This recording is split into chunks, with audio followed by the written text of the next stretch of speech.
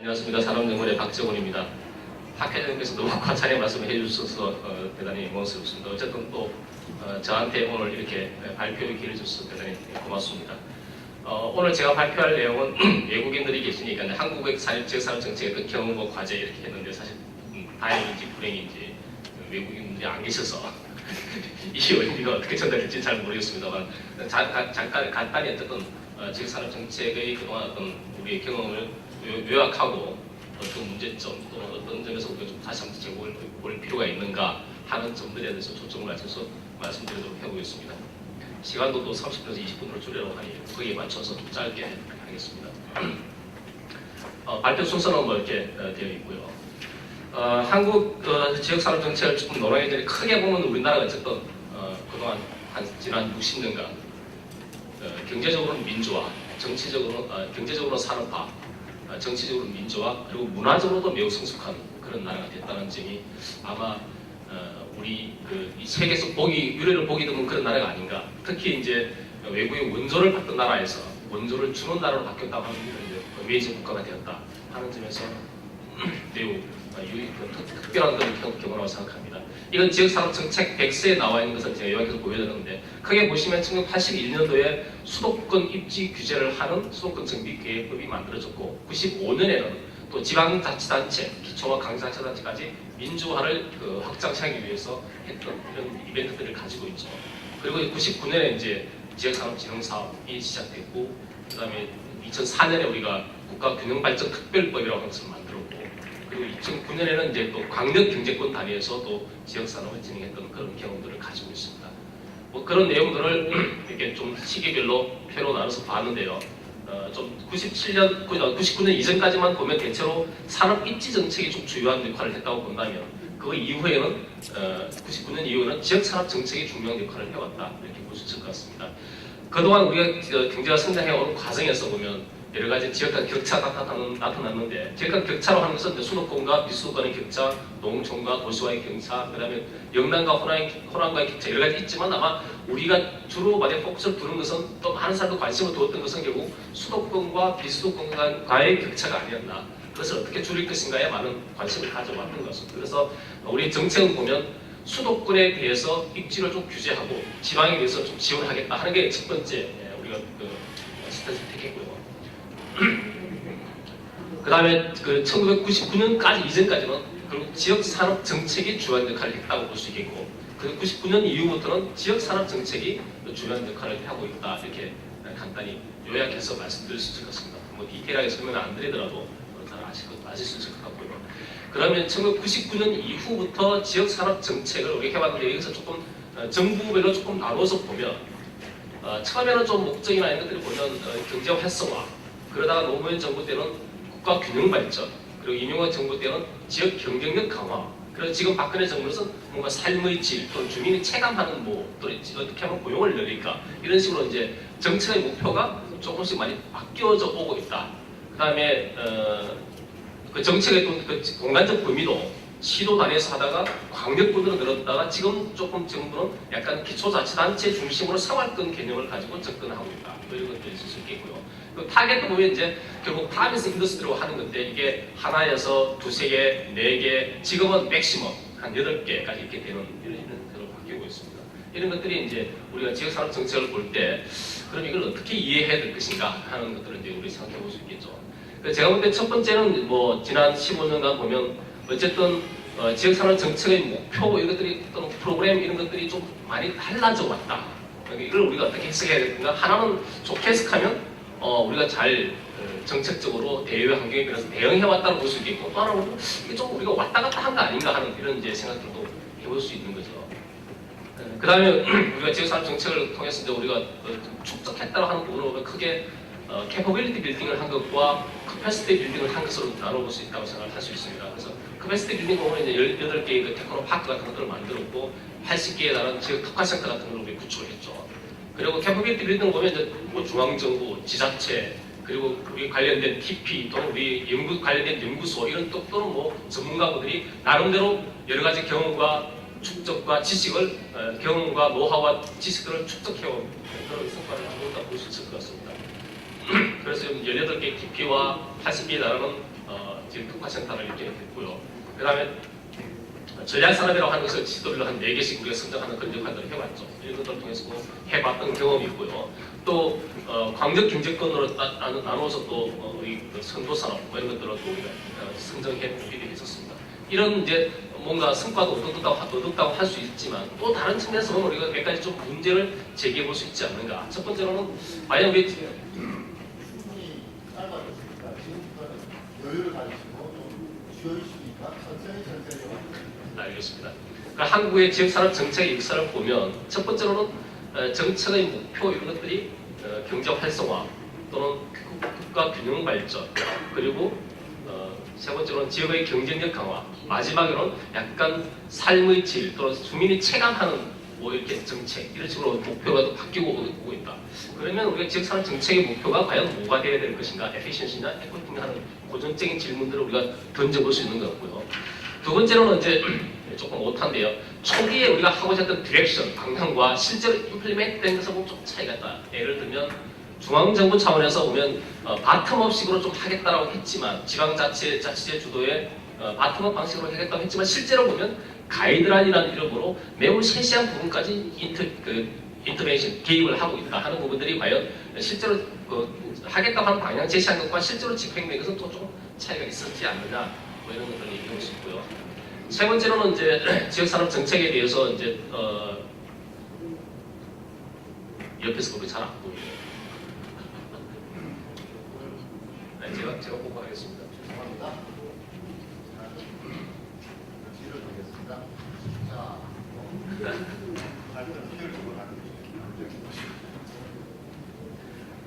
세 번째로는 정책의 잠깐만 통합.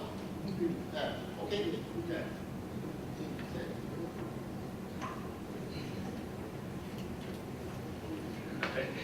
He can see that. So he can understand what I said. 세 번째로는 이제 그 정부가 정책적으로 달성하려고 하는 목표를 예를 들면 국가 균형 발전이라고 하는 것을 제시했다면 그것을 실행하는 어떤 그 수단 이런 것들을 보면 몇 가지가 있었는데 그게 이제 클러스터 정책이라든지 아쿠 지역에 대한 혁신. 너무 말을 빨리 하시면 시간이 나. 네, 처음에 너무 빨리 하라고 해서 이제 그 선별적인 선택 이런 것들이 과연 국가 균형 발전을 달성하는데 적절한 어프로치였나 이런 것들도 한번 생각해 볼 여지가 있겠다. 네 번째로는 이제 우리가 공간적 범위를 시도 단위로 삼았다가 광역권 단위로 삼았다가 지금 또 기초자치단체 단위로 삼고 하는 이런 식의 것을 하고 있는데 이게 좀 너무 왔다 갔다 한 거 아닌가 하는 이런 얘기들을 해볼 수 있을 것 같습니다. 그리고 마지막으로는 이제 프로그램이 너무 자주 바뀌었다. 그래서 어떻게 보면 전략산업, 선도산업 또는 지금 현재 주력산업이나 대표산업이라고 말을 하지만 사실은 같은 프라미스 인더스트리라고 볼 수 있는데 이렇게 자꾸 바뀌는 과정에서 실행하는 기관에서도 이해하기 어렵고 나중에 평가할 때도 보면 자꾸 바뀌니까 평가의 기준이나 데이터를 수집하기 매우 어려운 이런 점들이 이제 나타날 수 있습니다. 그리고 마지막으로는 이제 정책을 실행하는 그 기관들에 대해서도 이렇게 어떤 프로그램을 시작을 했다가 기관을 만들었다가 또 다른 기관을 합쳤다가 다시 분리하고 하는 만들었다가 분리하고 하는 과정에서 그 조직이 매우 불안정하게 되고 그럼으로써 캐퍼빌리티 빌딩을 하는데 매우 좀 제약이 있지 않느냐 뭐 그런 것들을 얘기할 수 있을 것 같습니다. 왼쪽에 보이는 이미지는 이렇게 프로그램들이 여러 개 있다가 다시 모였다가 다시 흩어지고 하는 것을 나타내는 그림이고요. 오른쪽에 것도 뭐 평가단이나 기획단이 어디에 합쳐졌다가 다시 분리됐다가 다시 또 합쳐지고 분리되고 하는 이런 과정을 잠깐 보여주고 있습니다. 그 다음에 이제 우리 지역산업 정책을 볼 때 우리가 대내외 환경적으로 좀 우리가 환경의 변화에 대해서 좀 대응할 필요가 있는데 몇 가지 제가 지역산업 정책과 관련된 어떤 대내외 환경의 변화를 말씀드리고자 합니다. 첫 번째는 이제 글로벌라이제이션이 진행된 거죠. 그러면 우리가 지역산업 정책을 국내적인 관점에서만 볼 것이 아니라 글로벌 관점에서 문제를 볼 필요가 있다 하는 점이 우리한테 주어진 숙제인 것 같습니다. 그렇다면 지역 간 균형 발전 이런 부분들에 대해서 국제적으로도 글로벌 시각에서 보면 문제를 어떻게 볼 것이냐 하는 그런 이제 우리한테 숙제로 남겨줄 수 있겠죠. 두 번째로는 기술 발전이 매우 급속히 이루어지고 여러 기술이 합쳐지고 있다. 이런 추세들을 볼 수 있는데 그렇다면 무슨 얘기냐면 우리가 산업 타겟팅을 우리 지금까지 많이 해왔는데 타겟팅의 대상이 불분명해지는 거죠. 첫 번째는. 그리고 타겟한 그 타겟 산업이 사라졌다가 빨리 등장했다가 더 빨리 사라지게 되겠죠. 그러면 우리가 그거에서 총을 쏘서 맞춰야 되는데 타겟을 잡아야 되는데 그 타겟이 흐릿하게 등장했다가 또 다시 빨리 사라지는 이런 이제 문제점이 있을 수 있겠죠. 그렇다면 우리가 타겟팅하는데 매우 어려움을 겪게 될 것이다. 그리고 세 번째, 그리고 내부적인 어떤 변화를 본다면 첫 번째로는 저출산 고령화 문제인데요. 여기에 따라서 우리가 복지적인 수요 는 되게 매우 또 증가하고 있고 거기에 따라서 국가의 재정 부담도 매우 증가할 것이다. 그 다음에 또 하나는 이제 2011년 이후로부터 우리나라가 어쨌든 잠재 성장률이 2%대로 이렇게 떨어졌다. 구조적인 전환이 일어났다라고 볼 수 있을 텐데 어쨌든 저성장 문제가 지금 매우 심각한 문제가 대두되고 있다. 그렇다면 지역산업 정책에서도 성장의 이슈가 매우 중요해질 것이고 국가의 재정 부담이 매우 어려워진다. 그렇다면 국가의 재정 부담 없이 성장의 이슈를 달성하고 복지적인 수요도 달성할 수 있는 이런 것을 어떻게 달성할 수 있을 것인가가 매우 중요한 과제가 될 수 있겠다. 마지막으로는 우리 경제가 과거에는 벤치마크를 설정하고서 따라가는 그런 캐치업 전략이 주요했다면 지금은 이제 그 개척자형 전략으로 가지 않으면 안 되겠다. 이 얘기는 새로운 어떤 혁신과 실험 이런 것들이 필요하고 거기에 따른 실패로 또한 산업 정책에 내재되어 있을 수밖에 없다. 그럼 이것을 어떻게 안고 우리가 지역 산업 정책을 기획하고 실행할 것인가? 이런 부분들이 이제 우리에게 던져진 숙제라고 할 수 있을 것 같습니다. 거기에 따라서 제가 이제 그다음 이런 문제들에 대해서 우리가 어떻게 대답할 것인가를 전부 다는 커버하지 못하겠지만 일부에 대해서 조금 대답을 해보고자 시도를 해보았습니다. 하나는 지역산업 정책이 이제 무엇인가 약간 근본적인 질문들을 던져보았죠. 그래서 제가 볼 때는 지역산업 정책은 지역 정책과 산업 정책의 어떤 교집합 영역 정도가 될 것이다. 그리고 지역의 발전과 그 성장을 유지하기 위한 그런 정책일 것이다. 해봤고요. 그 다음에 지역과 정책을 이제 어떤 관점에서 볼 건가 이런 얘기도 해볼 수 있을 것 같습니다. 지역을 조금 거시적인 관점에서 볼 거냐 약간 미시적인 관점에서 볼 거냐에 따라서 지역에 대한 견해와 지역 정책이나 지역 산업 정책의 견해가 많이 달라질 수 있다. 지역을 만약 거시적인 관점에서 본다면 전체 국가를 구성하는 하위 단위로만 이해를 하게 될 것이고 그렇다면 국가 성장을 위해서 또 국가의 뭔가를 위해서 지역이 그게 하부 단위에서 봉사해야 되는 수단으로서 의미를 갖게 될 것이다. 그렇다면 여러 지역 중에서 지역 간 격차가 나타나는데 지역 간 격차를 줄이는데 아마 초점을 둘 수밖에 없을 것이다 하는 게 이제 약간 거시적인 관점에서 보면 그럴 것 같다는 생각이 듭니다. 두 번째 만약에 지역을 조금 마이크로한 관점에서 본다면 미시적인 관점에서 본다면 좀 달라질 수 있다. 지역이 자체가 하나의 작은 커뮤니티이고 작은 이코노미 경제권이다. 그렇게 보면 그 지역 산업 지역의 역할도 그 지역의 성장이나 발전이나 이걸 어떻게 하면 이를 키워낼 수 있을까 하는 쪽에 초점이 두게 될 것이고 그렇다면 지역 산업 정책의 목적도 약간 어떻게 하면 경쟁력을 높이고 성장을 촉진하고 혁신을 일으키는 것인가 이런 쪽으로 아마 가게 될 것이다. 그래서 관점에 따라서 좀 달라질 수 있겠다. 마찬가지로 산업도 그렇다. 산업도 거시적 관점에서 보면 국민 경제를 구성하는 그런 여러 산업으로 구성한 단위로밖에 볼 수 없을 것이고 그렇게 되면 그 중에서 성장하는 산업이 있고 쇠퇴하는 산업이 있으니까 쇠퇴하는 산업 쪽에 우리 리소스를 넣지 않고 성장하는 산업 쪽으로 성장하는 산업에게 우리 투자를 하자. 그러면 이제 산업 구조 정책이 중요한 과제가 될 것이다. 그런데 만약에 좀 마이크로하게 본다면 산업이라고 하는 것은 유사한 제품과 유사한 서비스를 생산하는 어떤 그런 기업들의 그룹이다 이렇게 이제 파악하게 되면 그 산업 내에서 기업 간 관계가 독점 산업이냐 과점 산업이냐 또는 경쟁적 시장 구조를 가지느냐에 따라서 기업 간 관계에 따라서 그 성과가 다르게 나타난다. 그래서 산업 내에서의 시장의 그 구조, 시장의 어떤 그 기업들의 비해 행동, 거기에 따라서 시장 성과가 다르게 나타나니까 기업 조직 정책 이런 것들이 산업 조직 정책들이 더 중요하게 될 것이고 경우에 따라서 이게 경쟁 정책으로도 연관성을 갖게 될 것이다. 그렇게 이제 볼 수 있을 것 같습니다.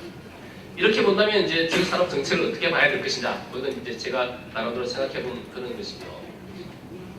그 다음에 지역산업 정책, 아까 우리 지역 정책과 경제, 산업 정책의 어떤 교집합이라고 했는데, 그것을 지역 내 정책과 지역 간 정책, 산업 내 정책과 산업 간 정책으로 또 자꾸 한 네 개로 나눠본다면, 이렇게 네 가지로 우리가 좀 생각해 볼 수 있다. 그래서 이런 측면에서 본다면, 지금까지 우리가 지역 산업 정책에서 지역 간 정책에 초점을 뒀고 산업 간 정책에 초점을 뒀다면 앞으로 조금 이제 지역 내 정책 또는 산업 내 정책 쪽으로 조금 우리가 관심의 영역을 확장하거나 확대하거나 조금 볼 필요가 있지 않을까 하는 이런 이제 생각들을 해본 것 같습니다. 이제 그러면 이제 질문을 던질 수 있는 거죠. 좀 정리를 좀 요약할 수 있는 거죠. 과연 지역 산업 정책의 목적이 뭐냐? 경쟁력이나 또는 지역 간 격차를 완화하는 쪽이나 또는 성장 촉진이나 그냥 안정이나 또는 뭐 효율성이나 형평성이나 이렇게 구분해 볼 수 있을 것 같고요.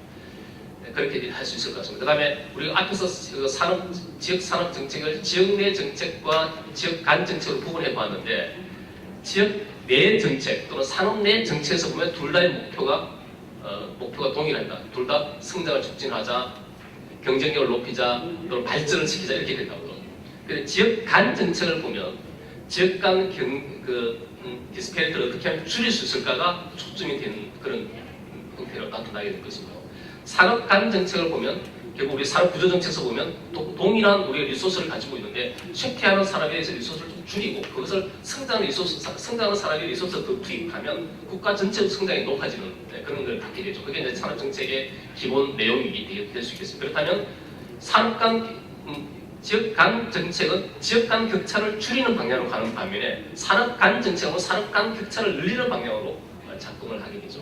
그러면 우리가 지역 산업 정책은 지역 정책과 산업 정책 어떤 그 교집합 능력으로 한다면 이 둘 중에서 어디에 포커스를 둘 거냐, 어디에 무게 중심을 둘 것이냐에 따라서 지역 산업 정책의 방향은 크게 달라질 수 있겠다.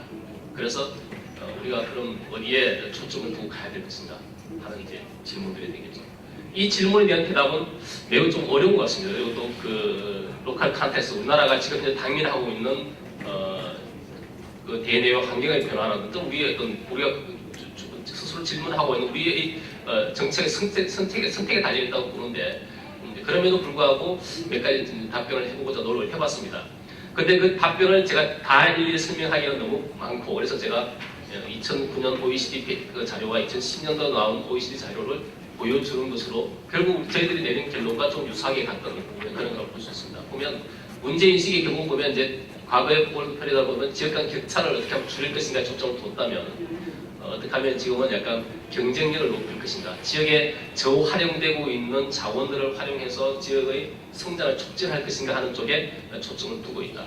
크게 보면 결국은 컴펜세이션 로직에서 약간 인핸스먼트 또는 컴피터티브니스를 어떻게 하면 높일 것인가 이런 쪽으로 로직이 바뀌었다라고 이제 일단 결론을 낼 수 있을 것 같고요. 그 다음에 이제 대상 지역도 보면 이제 과거에는 낙후 지역만 초점을 뒀다면 모든 지역을 초점을 둔다. 이 얘기는 또 우리한테 질문을 던진다면 수도권도 지역 산업 정책의 대상 영역으로 들어와야 된다는 얘기를 할 수가 있겠죠. 네, 그런 것도 있을 것 같습니다. 네, 그리고 뭐 당연히 이제 외생적인 발전 전략에서 내생적인 발전 전략으로 또 가야 되지 않느냐. 그리고 중앙정부 중심에서 여러 정부의 어떤 다층적인 정보의 협력 뭐 이런 것들로 구성이 되어 있는데 뭐 이런 것들이 좀 돼야 되지 않겠냐 이렇게 얘기를 할 수 있을 것 같습니다. 이런 측면에서 본다면 우리 지역산업정책이 방면하고 있는 과제를 이제 몇 가지 본다면 첫 번째 지역산업정책의 목표로 뭘 잡아야 될 것인가 그리고 그것을 달성하는 구체적인 중간 목표로 뭘 잡아야 될 것이냐 하는 이제 질문을 해볼 수 있겠죠. 지역산업정책이 좀 상향식으로 이루어지고 그리고 모든 지역에서 저활용되고 있는 자원을 활용해서 혁신을 촉진하고 그래서 상향식으로 이루어져야 되는 그런 정책이라고 한다면 지역산업 정책의 목표도 결국은 경쟁력 강화 또는 지역의 발전 쪽으로 가야 되는 것이 중점을 둬야 되는 것이 아닌가 하는 이런 생각들을 이제 해볼 수 있을 것 같습니다. 두 번째로는 모든 지역에 이제 그 잠재력과 기회를 활용한다면 우리가 여기서 말하는 모든 지역은 수도권도 포함이 돼야 된다. 특히 수도권의 역할을 우리가 어떻게 볼 것이냐에 따라 다릅니다만 국내에서 보면 리딩한 그 지역이지만 전 세계 관점에서 본다면 우리가 도쿄, 뉴욕, 또 다른 상하이 얘기할 때 서울이 그게 들어가느냐 안 들어가느냐 하는 점에서 우리가 또 이해를 할 수 있겠죠. 그런 측면에서 좀 각 지역이 모든 자기 지역에 맞는 역할을 하되 수도권에 대해서 정책도 우리가 조금 제고해야 될 필요성이 있겠다. 그런 생각이 들고요. 그 다음에 세 번째 우리가 산업 타겟팅이 있는데 앞에서 우리 산업 타겟팅에 대해서 좀 어려운 점을 얘기를 했거든요. 그래서 산업 타겟팅 하는 것 자체가 선진국에서 잘 하지 않습니다. 왜냐하면 산업 타겟팅 하는 것은 심각하게 한 세 가지 정도 문제를 갖고 있고요. 첫 번째로는 타겟팅 하는 것을 내가 잘 할 수 있느냐. 그러니까 선택을 잘 할 수 있느냐 하는 그런 문제가 있겠고, 두 번째로는 그 선택을 정부가 하게 되면 민간 기업의 그 경제 주체들의 행위는 자기가 혁신 활동을 이렇게해서 뭘 달성하기보다 그 로비를 통해서 달성하려고 하죠. 렌트 시키 비헤비어가 나타나죠. 세 번째로는 이런 과정이 결국은 우리가 시장 경제 질서라고 하는 것 자체의 심각한 왜곡을 나타낼 수 있는 거고, 시장 질서 자체를 무너뜨릴 수 있는 그런 것들이 있기 때문에 우리가 선별적 산업정책을 하지 않는다. 그런데 지역산업정책에서 그럼 어떻게 해야 될 것인가? 제가 내린 결론은 중앙정부 차원에서는 모든 지역과 모든 산업을 대상으로 해야 된다. 특히 한국에서는. 그러나 각 지자체 레벨에서는 그 지역의 비교 우위 산업을 타겟팅해도 저는 괜찮겠다.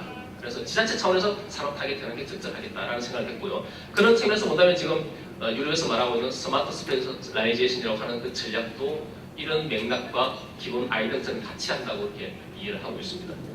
네 번째로는 이제 그 지역 발전 전략인데, 결국은 외생적 전략과 내생적 전략이라고 하는 건데, 외생적 전략으로 생각하면 기본적으로 생각하는 게 이제 외부에 있는 자원을 이용해서 활용하는 건데, 결국은 외부 기업들을 유치하거나 외부의 그 퍼블릭 서비스를 유치하거나 이런 쪽에 초점에서 약간 지역에 장기적으로 가고자 하는 방향에 초점을 둬서 지역의 자원이나 자산을 어떻게 하면 활용해서 앞으로 장기적으로 성장할 것인가에 초점을 둬야 된다. 결국 이 두 개의 전략의 믹스를 하되 결국은 기본적 베이스는, 기본적 전략은 내생적 전략이어야 되지 않는가, 그렇게 생각합니다. 그리고 이제 마지막이 될 것 같습니다. 그럼 누가 이 정책을 주도하는 것이 정확하게 바람직하겠느냐. 지금 앞에서 본 바대로 지금 이제 중앙정부 중심에서 약간 지방정부 중심으로 가야 된다. 물론 이제 지방정부와 중앙정부가 협력을 해야 되긴 하지만 지방정부 주도가 돼야 되겠다 하는 점이 중요하다고 생각하고요.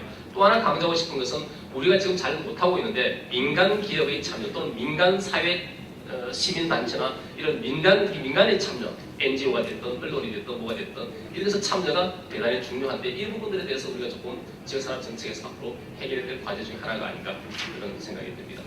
예, 뭐 뒤쪽에는 이제 레퍼런스를 달았고요. 뭐 경청해 주셔서 감사합니다. 너무 짧게 시간을 줄이려고 노력하다 보니까 조금 빨리 말씀드린 것 같아서 혹시 이해가 잘 안 되지 않았을까 하는 그런 우려가 좀 됩니다만 시간을 지키려고 노력했습니다. 감사합니다. 네, 감사합니다.